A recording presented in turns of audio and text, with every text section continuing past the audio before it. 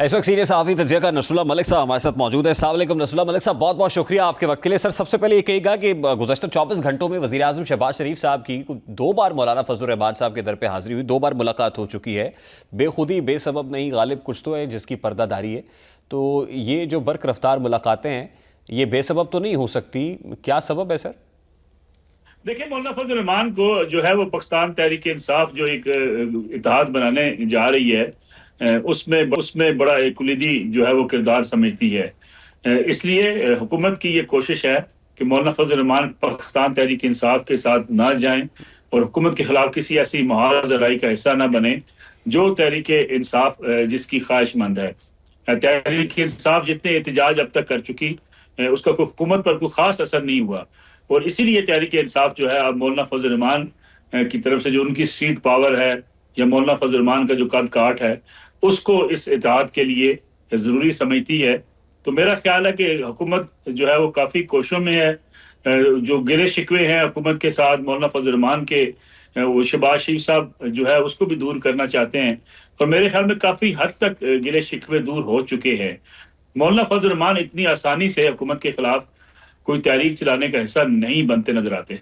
नहीं, देखिए, अभी तो 26वीं आईनी तरमीम का दाग नहीं धुला। फिर जो मदारिस बिल के नफाज के ऊपर एक फड्डा पड़ा, वो अपनी जगह पर मौजूद था। फिर हाल ही में जो है वो सेनेटर साहब सेनेटर कामरान मुर्जा ने कहा कि हमें तो बताया गया था मंसूर अली शाह साहब चीफ जस्टिस होंगे, लेकिन पहली कमेटी मीटिंग में पता चला कि नहीं, वो चीफ जस्टिस नहीं हो। तो इतनी आसानी से अगर हुकूमत मनाती है मौलाना को, तो हुकूमत के पास मौलाना को देने के लिए क्या है सर? देखिए, मेरे ख्याल में मौलाना फजल रहमान के लिए एक बड़ा जो है वो अहम मोड़ है ये सियासत का। अगर वो अपोजिशन इत्तेहाद की तरफ चले जाते हैं तो खैबर पख्तूनख्वा और बलूचिस्तान ही उनका होम ग्राउंड है। वहां पाकिस्तान तहरीक इंसाफ से उन्हें गिले शिकवे हैं। फिर डेर इसमाइल खान, लकी मरवत, अगर बन्नू की सियासत को देखा जाए तो वहां उनके गिले शिकवे खैबर पख्तूनख्वा के वज़ीर आला अली बिन गंडापुर साहब से हैं। तो मेरे ख्याल में उनको पीटीआई या हुकूमत में से किसी एक का इंतखाब करना, अगर देखा जाए तो सियासी तौर पे उन्हें हुकूमत के साथ जाना ज्यादा मुनासिब लगता है। उनको वहां सपोर्ट मिल सकती है, अपने हल्के के अंदर फंड्स मिल सकते हैं। मौलाना किसी आइंदा आने वाली जो है हुकूमत की किसी जगह पे किसी इत्तेहाद का हिस्सा हो सकते हैं।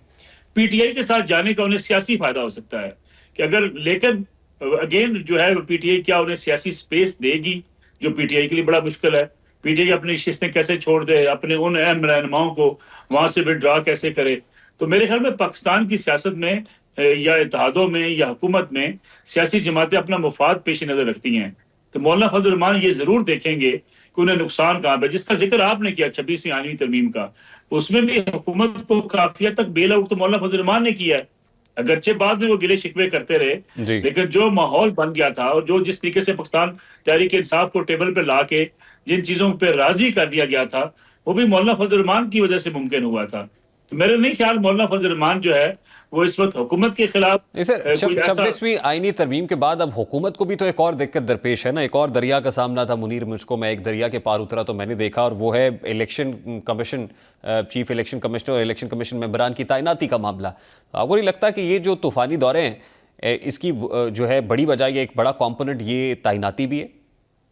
बिल्कुल दुरुस्त कहा आपने, ये एक अहम तैनाती है, मेंबरान का तैनाती उनकी होना बाकी है और हुकूमत की यही कोशिश है। दोनों चीजें हुकूमत के पेश नजर हैं, एक तो इलेक्शन कमीशन ऑफ पाकिस्तान है, दूसरा हुकूमत के खिलाफ जो एहतजाजी तहरीक का सोचा जा रहा है और खास तौर पे अपोजिशन का एक ग्रैंड अलायंस बनाकर जो है दोबारा सड़कों पे आने की बात हो रही है। हुकूमत उस जो है उसको टैकल करना चाहती है। हुकूमत जो है वो कोशिश में मसरूफ है। तहरीक इंसाफ के अंदर जो लोग खास तौर पे एक दूसरे से नाराज हैं, हुकूमत की कोशिश ये नाराजगी भी चलती रहे। तो मेरे ख्याल में ये वो खेल है सियासत का, जो हुकूमत अपने कार्ड्स खेल रही है, अपोजिशन अपने कार्ड्स खेलना चाहती है। कल पाकिस्तान तहरीक इंसाफ मैदान में होगी और 8 फरवरी के इंतखाब का मामला है। अगर मौलाना फजल रहमान साहब नहीं होते इस अपोजिशन अलाइंस में, और ज़ाहिर है कल तो ज़ाहिर है इस ग्रैंड अपोजिशन अलाइंस में कोई ऐसा कंसेंसस भी नहीं है कि कल पाकिस्तान तहरीक इंसाफ के साथ खड़े होंगे, ये तो पीटीआई की सोलो फ्लाइट ही होगी। लेकिन आपको लगता है कि मौलाना की अदम मौजूदगी में ये अपोजिशन तहरीक को पुरअसर तहरीक हो सकेगी? मेरा नहीं ख्याल कल का एहतजाज कोई ज्यादा जो है वो हुकूमत के लिए बड़ा चैलेंज होगा। पहली बात तो ये है कि ये स्वाबी के अंदर जलसा होता है तो उसका इम्पैक्ट पाकिस्तान की सियासत में बहुत कम वैसे भी पड़ता है। दूसरा, अली मीन गंडापुर साहब और इस वक्त जुनैद अकबर साहब वो भी किसी एक पेज के ऊपर नहीं है। तो केपीके के अंदर इवन जो है वो पाकिस्तान तहरीक इंसाफ के लिए अपनी एहतजाजी सियासत उनके लिए मुश्किल काम है। फिर वहां पे उनकी अपनी हुकूमत है, हुकूमत होते हुए एहतजाज अगर केपीके के अंदर ही हो तो मेरा नहीं ख्याल उसका कोई इम्पैक्ट हुकूमत के ऊपर होगा। सूबाई हुकूमत ने लॉ एंड ऑर्डर को मेंटेन करना है, सूबाई हुकूमत ने इन जलसे की सिक्योरिटी देनी है, सूबाई हुकूमत की जिम्मेदारी है सारे जलसे को कंट्रोल करना। तो मेरा नहीं ख्याल वफाकी हुकूमत के लिए कुछ तो बड़ा मसला हो सकता है। इसके दूसरी बावजूद बात, आज मौलाना फजल रहमान, जी जी जी प्लीज। मौलाना फजल रहमान, मेरा नहीं ख्याल, मुझे नहीं लगता कि मौलाना फजल रहमान हुकूमत गिराने के लिए इस हद तक जाएंगे कि वो पाकिस्तान तहरीक इंसाफ पे साथ दें, क्योंकि इन्हें तहरीक इंसाफ से गिले शिकवे ज्यादा हैं।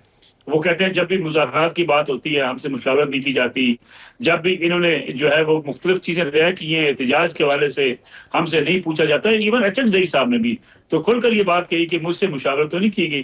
तहरीक इंसाफ लोगों को साथ रखना चाहती है लेकिन किसी से मुशावरत नहीं करना चाहती। देखिए, आज स्पीकर कौमी असम्बली अयाज सादिक साहब ने एक बार फिर मुज़ाकरात की दावत तो दी है कि आइए बैठिए, हमारे दरवाजे तो खुले हुए हैं। तो फिर पाकिस्तान तहरीक इंसाफ को क्या दिखाई दे रहा है? वहाँ भी नहीं जाते, कहते हैं बैकडोर राब्ते भी नहीं है। सड़क पे आके हासिल क्या होगा कि कोई ला हासिल मश्क करने जा रही है पीटीआई? मेरे ख्याल में अगर अब तक तो देखा जाए तो सियासी कार्ड जितने पीटीआई ने खेले हैं वो नाकाम चले गए। तहरीक इंसाफ ने एहतजाज करके देख लिया, कमीशन न बनवा सकी। तहरीक इंसाफ ने एहतजाज करके देख लिया, इमरान खान साहब की रिहाई मुमकिन ना हो सकी। तहरीक इंसाफ ने एहतजाज करके देख लिया, उनके कारकुनों की रिहाई मुमकिन ना हुई। और जो अली अमीन गंडापुर साहब कह रहे हैं कि मामला काफी तय पा गए थे, वो भी कहीं अपने हतमी नतीजे पे कभी ना पहुंच सके। तो मेरे ख्याल में तहरीक इंसाफ अभी तक कुछ हासिल करने में कामयाब नहीं हुई। वो समझती थी कि उसकी पॉपुलैरिटी जो है हुकूमत को झुकने पर मजबूर कर देगी, लेकिन ऐसा हो नहीं सका। एहतजाज जो सड़कों पर हुआ वो भी नतीजा खेज ना हुआ, इसलिए तहरीक इंसाफ भी एक बड़ी मुश्किल के अंदर फंसी हुई है। अब तहरीक इंसाफ अगर किसी डील के नतीजे में इमरान खान साहब बरी करा जाते हैं या नथिया गली जाते हैं, उससे पहले वो चाहते हैं ऐसा माहौल जरूर बना हो कि वो ये तासर दे सके अपने कारकुनों को कि अगर कोई रिलीफ मिला है तो हमने रिलीफ नहीं लिया बल्कि हमें जबरदस्ती ये रिलीफ दिया गया है। तो अब इस वक्त पाकिस्तान तहरीक इंसाफ के पास ऑप्शंस क्या हैं सर? क्या ऑप्शंस महदूद होती हुई देख रहे हैं? देखिए, मेरे ख्याल में तहरीक इंसाफ भी अपने जो है उस मरले पे आन खड़ी हुई है। जहां हुकूमत के लिए मुश्किलात हैं वहां तहरीक इंसाफ के लिए अपने लिए भी बड़ी मुश्किलात हैं। तहरीक इंसाफ अब करे तो करे क्या? पार्लियामेंट के डायलॉग में हिस्सा बने, पार्लियामेंट के अंदर अपनी अगर परफॉर्मेंस को बेहतर करे, अपोजिशन वहां करती रहे, तो उसका फैसला तो ये नहीं हो सकेगा कि उसके नतीजे में इमरान खान साहब को रिलीफ मिल जाएगा। और अगर इमरान खान साहब जेल के अंदर रहते हैं, उनकी लीडरशिप जेल में रहती है, मुकदमात इसी तरीके से चलते रहते हैं। देखिए, आज भी जो बुशरा बीबी जो साबिक खातून अव्वल हैं, उनके केस के हवाले से उन्होंने जमानत का जो मामला है, उस केस में भी बड़ी एक लटकती तलवार उनके ऊपर है, वो 26 नवंबर वाली, उसमें भी कम से कम उनको 3 साल सजा हो सकती है। तो ये वो चीजें हैं कि जो तहरीक इंसाफ इससे निकलती हुई बजाय नजर नहीं आती, इल्ला ये कि एस्टैब्लिशमेंट की तरफ से या हुकूमत की तरफ से कोई बड़ा इनिशिएटिव ले लिया जाए जिसके नतीजे में इमरान खान साहब और पीटीआई को रिलीफ मिल जाए। लास्टली नसरुल्लाह मलिक साहब, आप बड़े बाखबर सहाफ़ी हैं। जस्टिस काजी फायज़ ईसा के हवाले से खबर सामने आ रही है कि उनको चीफ इलेक्शन कमिश्नर हुकूमत चाहती है कि लगा दिया जाए, क्या ये खबर दुरुस्त है? काजी साहब का नाम भी उसमें ज़ेरे गौर है मेरे ख्याल में। सदर जिलानी साहब, कुछ और जज साहबान का नाम भी ज़ेरे गौर है। हो सकता है काजी फायज़ ईसा एक अच्छा नाम है, हुकूमत की कोशिश होगी, लेकिन मेरे ख्याल में पीटीआई इस पर शदीद रद्द-ए-अमल का इजहार जरूर करेगी। और ये हो सकता है कि नाम उनका सामने आए लेकिन किसी एक और शख्स का नाम सामने आ जाए जिस पर शायद इतना शोर न मचे। बहुत बहुत शुक्रिया नसरुल्लाह मलिक साहब आपके वक्त के लिए। सीनियर सहाफ़ी तजज़ियाकार नसरुल्लाह मलिक मौजूद थे। दूसरी जानिब सुप्रीम कोर्ट में भी महाजराई और जजेस का एक दूसरे को ख़त लिखने का सिलसिला जारी है और हाल ही में 4 जजेस ने चीफ जस्टिस ऑफ पाकिस्तान को एक ख़त भी लिखा है। सुप्रीम कोर्ट में 8 जजेस की तैनाती का मामला ज़ेर गौर आना, ऐसे में इस मामले पर सुप्रीम कोर्ट के 4 जजेस ने जो chief justice of Pakistan justice Yahya Afridi को ख़त लिखा और ख़त लिखने वाले जजेस में justice Mansoor Ali Shah, justice Munib Akhtar, justice Ayesha Malik और जस्टिस अतर मिनल्ला शामिल हैं। और ज़राए के मुताबिक ख़त में 10 फरवरी के जुडिशल कमीशन के इजलास को मौखर करने का मुतालबा किया गया है। ख़त के मंदरजात के मुताबिक 26वीं तरमीम केस में आईनी बेंच फुल कोर्ट का कह सकता है। ख़त के मुताबिक नए जजेस आए तो फुल कोर्ट कौन सी होगी ये तनाज़ा बनेगा। ख़त के मुताबिक इस्लामाबाद हाई कोर्ट में 3 जजेस ट्रांसफ़र हुए। आइन के मुताबिक नए जजेस का इस्लामाबाद हाई कोर्ट में दोबारा हल्फ लाजिम था।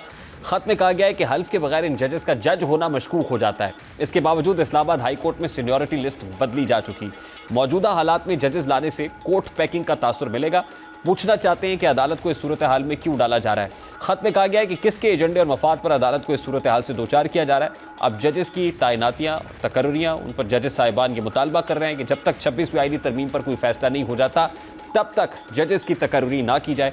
देखना यह कि चीफ जस्टिस जस्टिस इस खत को पसे पुष्ट डालकर 10 फरवरी को जुडिशल कमीशन का इजलास बुलाकर सुप्रीम कोर्ट में जजेस की तैनाती कर देते हैं, या फिर सुप्रीम जुडिशल कमीशन का जो जुडिशल काउंसिल का इजलास है उसको मौखर कर दिया जाता है ता वक्त के ये मसला हल हो जाए।